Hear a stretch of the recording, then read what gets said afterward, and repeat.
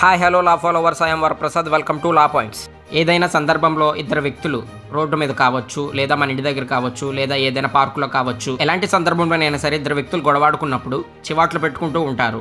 అయితే కొన్ని సందర్భాల్లో అందులో ఒక వ్యక్తి బాగా బ్లడ్ ప్రెషర్ పెరిగిపోయి హై బీపీ కంట్రోల్ చేసుకోక వారి చేష్టలు, వారి హావభావాలు ఎలా ఉంటాయంటే పిడికిలు బిగించి చిటికెలు వేసి ఈ విధంగా అందులో ఎదుటి వ్యక్తికి హాని కలిగించే ప్రయత్నానికి దిగుతాడనమాట.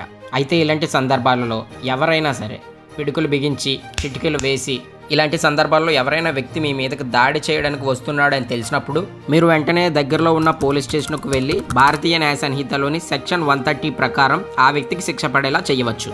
ఇంకా కొన్ని సందర్భాల్లో ఒక వ్యక్తి వేరొక వ్యక్తితో కళ్ళతో సైగ చేస్తాడు. అంటే ఆ వ్యక్తికి హాని కలిగించు అని చెప్పి కళ్ళతో సైగ చేస్తాడు, లేదా చేతులతో సైగలు చేసి ఒక వ్యక్తిని వేరొక వ్యక్తిపై పంపిస్తాడనమాట. ఇలాంటి సందర్భాల్లో మిమ్మల్ని మీరు ప్రొటెక్ట్ చేసుకోవడం కోసం భారతీయ న్యాయ సంహితలోని సెక్షన్ 130 ఈ విధంగా చెప్తుంది.